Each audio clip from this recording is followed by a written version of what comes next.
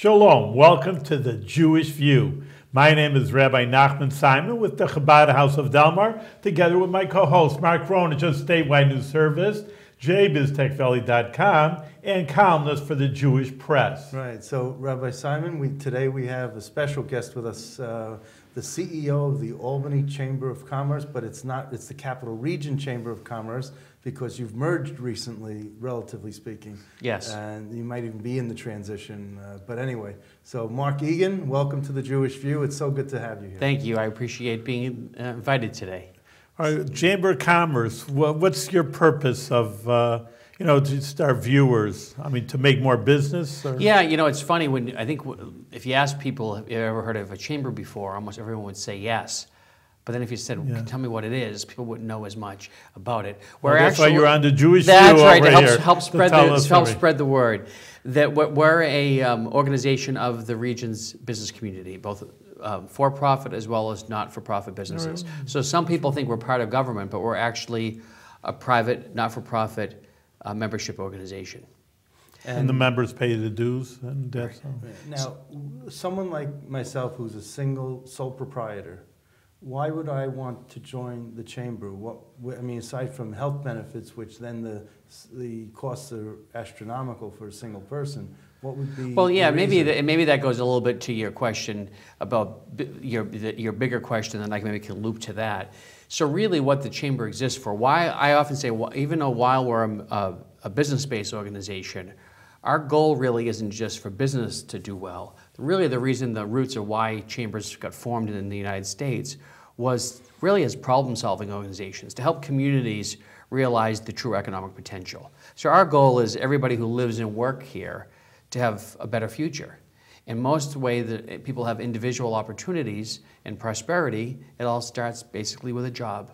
So we realize that business is the primary fuel for prosperity, for individuals and for a community. So that's the base. And then to your question, so there's the bigger mission, and surprisingly, the number of small businesses who believe in the bigger mission, that they realize that as they're tending their business, someone else has to look at the bigger issues that impact our community. For example, if you see some land saying, hey, that'd be a great place for a mall, would that be up your line? I mean, are you innovative for the businesses? Well, an example is it even relates, say, to retail.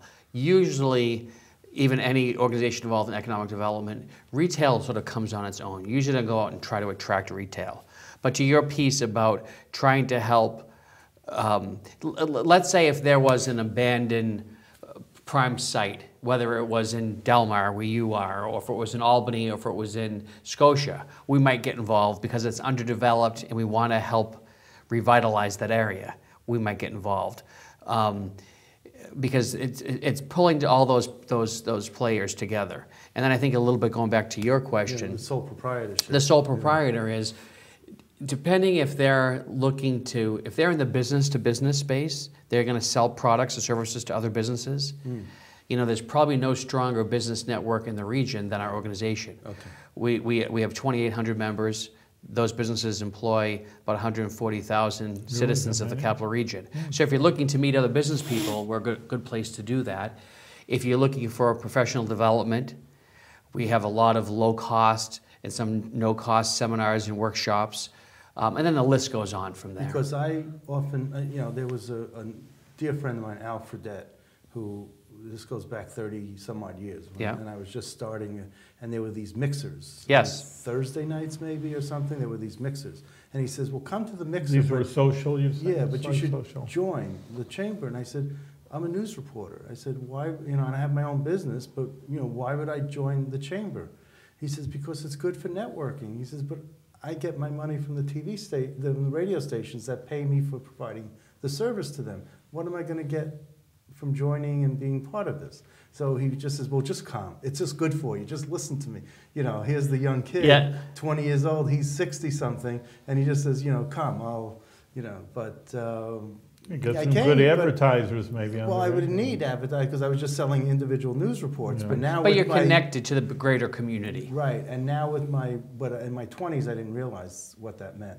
Now with my website, now I could use advertisers. Now I understand the value for networking and building a relationship and building a friendship with people. So when you want to go to them and say, hey, look, I need some help, can you come on board? But you also, do you have something with SCORE? Do you develop anything with retired executives? Yes, those who... Because that helped me. Good.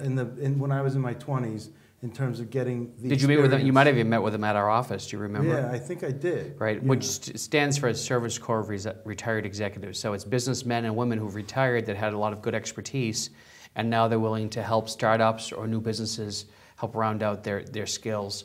And then we also we do a program twice a year that we call the Entrepreneur Boot Camp. We run it each fall and each spring. It's 12 weeks long. It's two nights a week. Well, that was new. That's relatively new. That wasn't around 30 years ago. It was not around 30 years. It's only been around for about 20 years. Oh, well, there you go. I didn't know. But it there really... you go.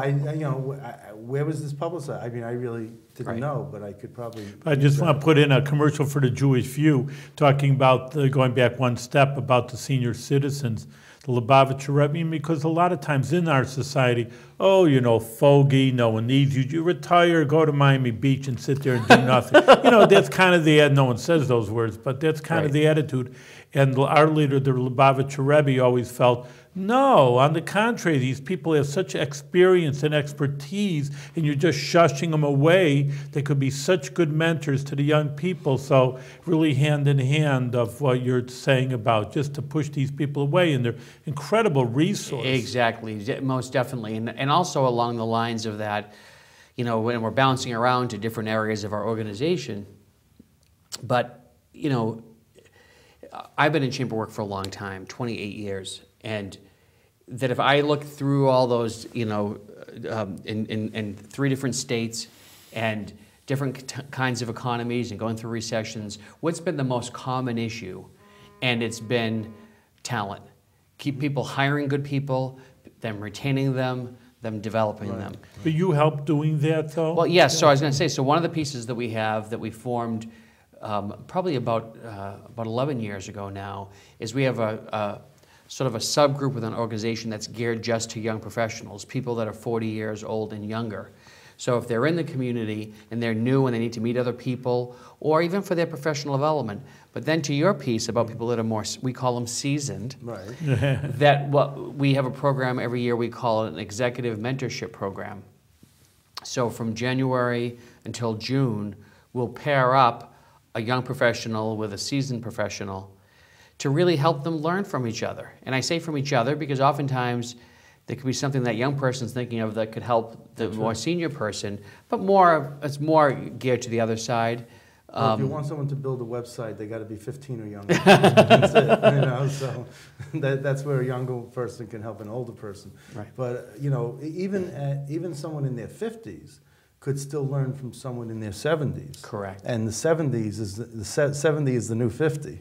So why stop at 40? Why not allow someone who's in his 50s to gain some know-how, additional know-how from someone Well, we could allow that in other places because we actually have what's called, we use the acronym YPN, but it's called Tech Valley Young Professionals Network. So it's a whole council geared to the younger demographic. Okay. And so to servicing their needs. Right. And I would say the average person that participates are probably in the late 20s to their early 30s. But we never card at the door. So if somebody like myself, who's in my 50s, wants to go, you can. Okay. But it's not, just like we have a women's business council. Right. It doesn't mean that men can't go. It's just our primary focus is women that are in business.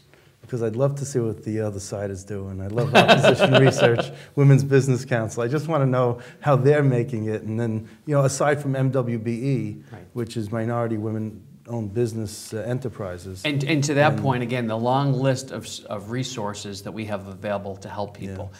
The person in our office who runs our Entrepreneur Boot Camp also helps anyone who wants to get certified. It's a lengthy process. And a lot of people can get intimidated by the whole application. How much does it cost?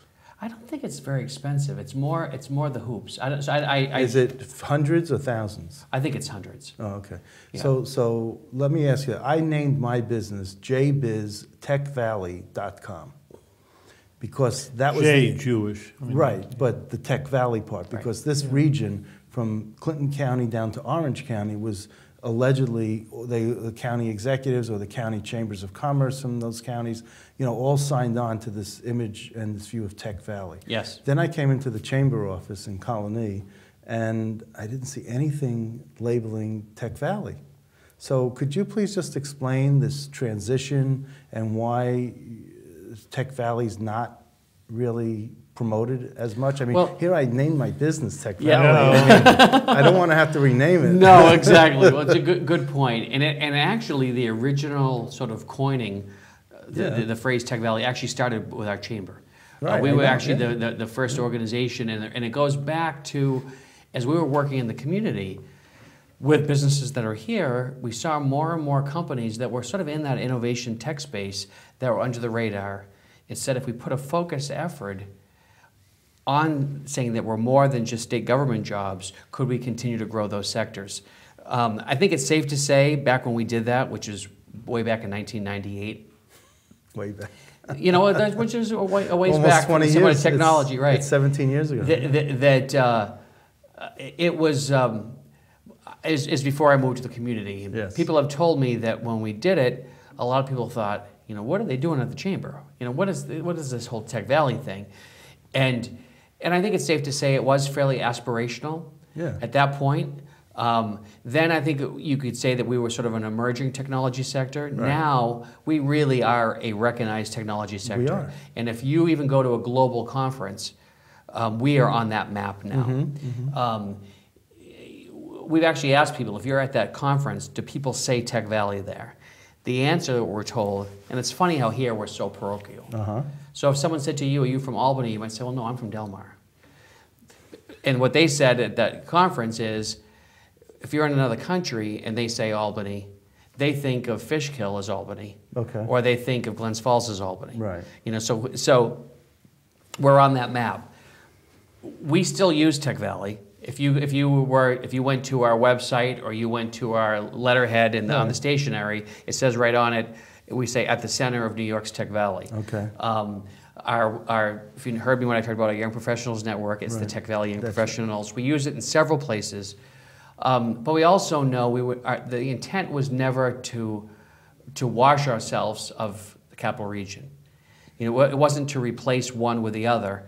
But as we're looking particularly to technology companies and to show we have a presence, so there's times when it's appropriate to use Tech Valley, there's times when it's appropriate to use capital regions. We haven't abandoned it by any means. Your predecessor, Lynn Taylor, Yes. was the one who was the mastermind behind Well, this. actually, before that, Wally Altus was actually president towards at the the time. end of his Correct. term, I guess. Yes. And Wally's still around, very active. But it was supposed to be a rebranding of what a chamber is. It was supposed to be, let's get away from that old stodgy business, suits and ties, because people in technology, they don't wear suits and ties. If you go into UAlbany Nanotech or you go up to Global Foundries, they're in golf shirts or khakis, and they're not that formal. Even Elaine Caballeros is not that formal. So certainly is not. So I would say that maybe there was this initial thought to rebrand Tech Valley, chamber to be Tech Valley. Now you rename, you combined with a couple of other chambers, or you're in the transition. Yeah. And why didn't you just call Tech Valley, the Tech Valley Chamber? Why Capital Region or something? I mean, Tech Valley Chamber. Maybe you could have gotten sort of something, everyone under one roof. Well, it's a very good question. When the whole sort of movement of really trying to get people to buy into Tech Valley, because when it was first announced, as we talked about, while the chamber sort of created it, we never wanted to own it. We wanted the community to own it. We wanted businesses like yours to use it. So we actually formed what we called the Tech Valley Chamber Coalition. Oh, okay. And it started really with chambers that were really from the immediate area, really from the immediate capital region. And everyone else wanted to join the bandwagon. Right. So as you said, we really went all the way up, really to Canada, down to Orange County. Right. We even had Southern Vermont and the Berkshires wanting to be part of it. And we said, well, no, it's New York's Tech Valley. That's right. So at that point, from the perspective of, say, our organization only looks at 4 counties. Right. We look at Albany, Schenectady, Rensselaer, and Saratoga counties. And because the moniker of Tech Valley goes broader, for us to say we're the Tech Valley Chamber, we would really never service that broader footprint. Okay. And I think that, you know, if you can't go a day here, you can't watch the news, the term that's used the most to describe the 4 counties we're talking about is the capital region. Yeah. So we said for our organization, it makes sense for us to use that as the name. Yeah. But again, at the same point, we use Tech Valley within certain segments. Okay. The other piece that, unfortunately, I think that I think the Chamber's hope way back was everyone was going to buy into Tech Valley, and you didn't have to be in the tech sector to feel like it was for you. And I think over time, I think a lot of people felt like Tech Valley was exclusionary. It wasn't as inclusionary. If your business didn't relate to technology, it didn't work for you.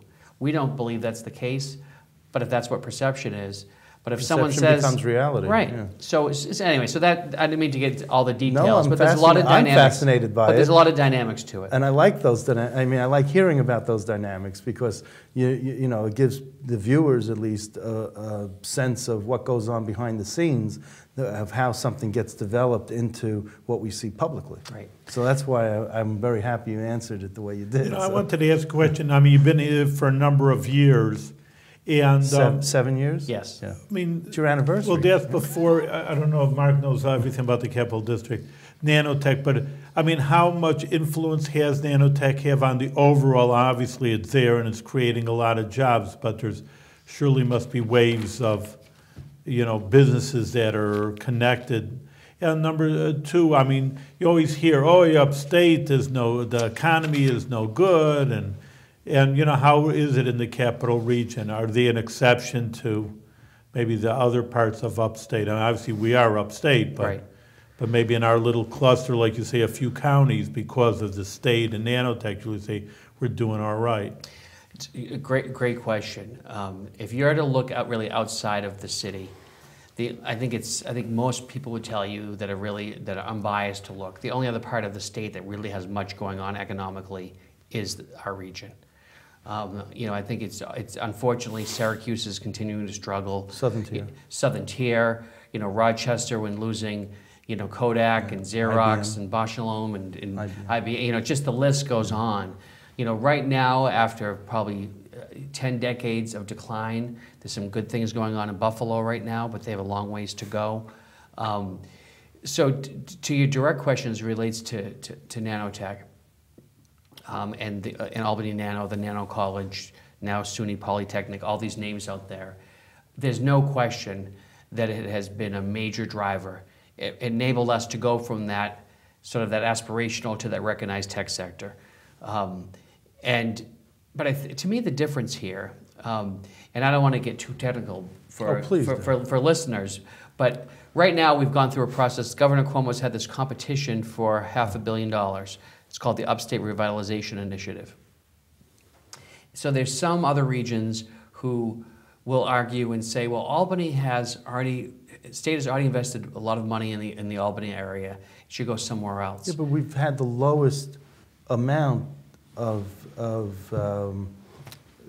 gimmies, I guess, from all the other regions. You know, we've got something, but we were always like on the lowest rung. Well, yeah, and Mark, and I think, and also to your point, that is actually back when the other Governor Cuomo was in office, he decided he was going to create these what they call centers of excellence at the research universities, which, you know, Buffalo is a research university, Binghamton is, Albany is, and Stony Brook. So there's 4 of them. Well, everyone had the same. Each got a center. The only center that ever took off was Albany. Mm-hmm. Ours was nanotechnology. The other investments that have been made at that campus, well, there was a significant incentive given to Global Foundries. But the private sector investment on top of that has been 5-fold.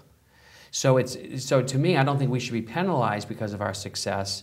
We should be told, to me, we should be able to go to the state and say, to some of the other regions, you're making a contribution to them. With us, you're making an investment, and we're getting a return on that investment back to our citizens and to our taxpayers. So it's been a major driver. But I think overall, the old expression about a rising tide lifts all boats. I think overall our economy, it's been a slow getting out of this international recession. But I think most businesses and I think most people's standard of living today, people are doing okay. I wanted to ask you about the merger, please, Yes. the transition. What's happening with the merger? Is it merged already? Is it happening? It has slowly? Explain what the merger is. Go ahead, I'm for asking him you. to All right, explain, so yeah. explain again from Yes. square one. Well, okay. You're making a merger. I don't know who the two well, yes. No, that's Well, what it I'm goes asking. back to the issue that we're really one regional economy. In the root, Four counties. Four counties. And the roots of our organization, the former name of the organization that I originally came to work for was called the Albany Colony Regional Chamber. The reason those two names in it was years ago, Albany had its own chamber, Colony had its own chamber. They came together. And then that was back in the 80s. Then in the 90s, our board said, it's not like commerce stops at municipal boundaries. We need to really be twofold. We need to be the primary chamber in Albany County, but we really also have to think regionally. So it was the Albany Colony Regional Chamber. About 8 years ago, Oh, I see what you're saying. we began to do work, a lot of collaboration with the Chamber of Schenectady County. A lot of the councils, these programs we talked about, their members had access to it. And that was Chuck Steiner heading that up. Correct. Okay. And so we kept looking to say, and they shared a very similar philosophy that we did about the whole issue about the region. Not just about Schenectady, but Schenectady's going to do better if the region does better and vice versa. So oftentimes it's easy for business people, other people to look and say, look, we have too many governments. They should consolidate. They should look at shared services. Look at all these nonprofits. They should do it. This is a case where I think the business community said, let us lead by example. If we believe that we're one regional economy, shouldn't we look to say, how do we represent ourselves that way? So what we actually did was the two chambers formed an umbrella. So from a legal perspective, we didn't merge. You didn't? The chambers still exist. Uh-huh. The members merged. Right. What happened was our members became members of the Capital Region Chamber. And the reason that nuance is important is we tried to create it not just for us, but for the region. So over time, if there's other chambers or other economic development organizations that want to integrate under a regional platform, that we've created it. But it really you're goes... there, then you're available for them. So Bethlehem or Southern Saratoga or Saratoga Chamber, they want to come in, they can have Correct. that entree. Exactly. We're not pushing anybody to come, but we want to be inclusive. We want to be inclusionary. If it makes sense and they want to affiliate, they can. So it goes back to the whole issue of, let's not just think and talk like a region, how do we act like a region? But how does that work when you had two CEOs, you and Chuck Steiner, and someone had to give, and I read that Chuck's retiring in 2017. Yes. Was that in the, are you co-chairs or what are you, CEOs? Or? No, well again, luckily we think a lot alike and we like each other, we trust each other, respect each other. So really the volunteers said, you guys figure it out. Really they did. Because they realized that if all of a sudden we looked to integrate and one of us were to leave right away, it was going to fall apart. Because that relationships matter. We talked about that before. Yes. And we got to make sure that people feel comfortable with it. And we don't just plan a new model, we implement the new model. And so right at the beginning, one of the meetings, Chuck said, I really think that you should be the CEO of this new organization. Oh, he said that? He said that. Oh, good. Yeah, and so the way we have it is again, and titles aren't that important. We work together, but I'm CEO and Chuck is president. Okay. And then when he retires, you're going to be president also? Yes, yeah, we won't probably replace that position at that point. We'll have time to transition. I won't apply then. But that's, okay, so he's retiring in 2017. Now I got to ask you about this other PAC. The governor, is other elected officials bemoan, or good government groups bemoan the fact there are so many political action committees. Yes. Why did you start one then? I mean, you have entree into all of these committee meetings and and receptions anyway. Why do you have to have a political action committee? Well, the one thing with our political action committee that's probably different than what a lot of people think of, which is why I'm asking. right, is I think that a traditional political action committee does endorsements, and we actually do not do that. Right. It really goes to a little bit to your question. It was back in 2009 that our board said, you know, we really owe it to the community to be more involved in issues of public policy and government affairs. But I have to say, up until then, we were very much reactionary. We weren't proactive in that space. And again, it's timing of things. 2008 is when Senator Bruno stepped down. Yes. Many people felt like he was the main advocate for the region, and there was a void, and could the chamber help fill that void? And to your point, unfortunately, the way that the process works, you talked about all these receptions. Well, these receptions, you pay to go to those receptions. Right, but you don't have to be a political action committee. Well, the chamber, we can't use chamber membership money. There's thresholds that you can use. Right. So in order for us to have a designated fund, so if we're going to those events, we're paying for them through the political action committee. Do you have any relationship with the State Business Council? Yes. So they're the lobbying arm for the business community. Well, they're the lobbying arm on the macro level. Yeah, well. Because they're addressing, But you're not exactly micro when you have 4 counties. Well, no, and but I you guess have I guess the difference would be is that there would be some issues that maybe we're going to call it a business climate issue. Yeah. That we're going to be part of that same chorus, and they might be the lead singer in the chorus, and we're the backup. But then there's going to be other issues. I'll give a couple of examples.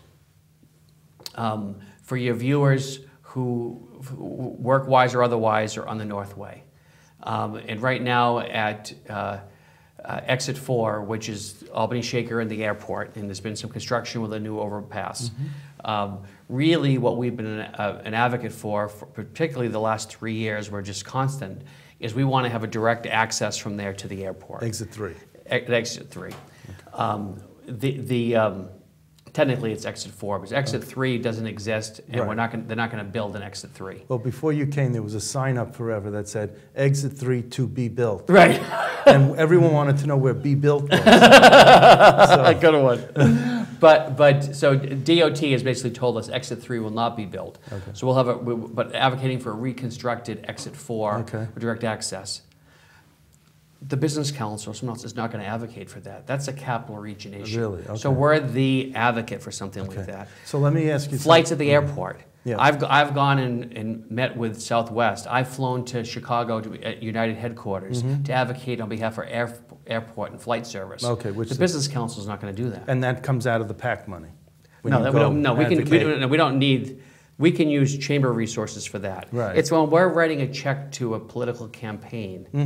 That's when we use PAC money. Okay, so let me ask you this in the few minutes we have left. Yep. I've been a big advocate of wanting to have a regional transportation system that would go up the middle of the Northway, let's say, that could connect Saratoga with Schenectady. It includes Clifton Park. It includes Troy. It would include Albany. You know, and you would have this sort of snake of a transportation system that would get people around. Not maybe a light rail system. You call it whatever you want. Right. But where's that going? And is it, you know, I mean, everyone says, oh, it's so much money, but if you get the federal government involved, and it's the Northway, so it's federal highway, then they pay 90% and the state would pay 10. Yeah, I think realistically, I'll be shocked in our lifetimes if we ever see a light rail up the Northway. I think what might happen, the acronym is called BRT. It's called Bus Rapid Transit. And there's been a line connecting Albany and Schenectady that's been extremely successful. But extremely. you know, the state spends so many billions of dollars on the 2nd Avenue subway. And when New York City wants something, just like Tappan Zee, look at all the money that's Tappan going there. Zee, and look at the connector between JFK and LaGuardia. I mean, I'm advocating for this exit off the Northway. It's $33 million for the state, which is nothing. That's not a lot of money, but I haven't been successful yet. But when the chamber's not giving up, but that's why when you talk about big projects and you talk about big innovative ideas, large innovative ideas, this is. And I'm not disagreeing with you, but I think what will happen, and this is what I would predict, is at some point that will be a BRT route. And if it's successful enough, then they can say, okay, do you look at a light rail? But the way that you would test it to say would it really work, That's what I think will lead to it. And by me saying I don't think it'll happen in our lifetime, it's not because I don't believe it would be good for the region. I just think realistically it probably is not going to happen because of the investment, because of what the population is. And we're not New York City. You know, and that's the challenge that we have. You know, the majority of the population is still in the boroughs and it's in Long Island. So when you know, I was at the Legislative Office building today. I was part of it was a group that you might have heard promoted where they had a meeting with, right, there was about, they invited, well, they did a press conference yesterday. Yes. Today there was they have 40 people invited to this roundtable discussion as they look to next year's legislative session about having ride share and car share options in New York. So there's certain issues and we're always the minority because the Assembly and the Senate are controlled by the city. It definitely has its challenges. But for us. isn't this show it in a stark way? Doesn't this example of transportation show it like really emblazoned? Well, it does. Look at even the issue, you know, how often have you taken the train, you know, from the Rensselaer train station down to the city? No, and I hate probably the rarely train. because you don't know how long it's going to take. You know, the issue of drive. reliability, I the length of drive. time. And, you know, that you know, a number of years ago, there was a real focused effort to say, could we really have more of a high-speed connection between Albany and New York City? And it hasn't happened. No, so I think we have to be realists. Okay. But I think it goes back to the first question. All the things that we work on don't just help business. They help our community, Right. which then helps all of our citizens, everyone who calls the Capital Region home. Okay, well, That's good note about to time. end on. Mark, you're doing good work over here. Keep it up for Thank you. not only for the people, but for the entire probably state. It's good they have a good, solid economy in Albany and the Capital District. Continue good work and do it with good health. And much Thank success you. continue. Thank you very much.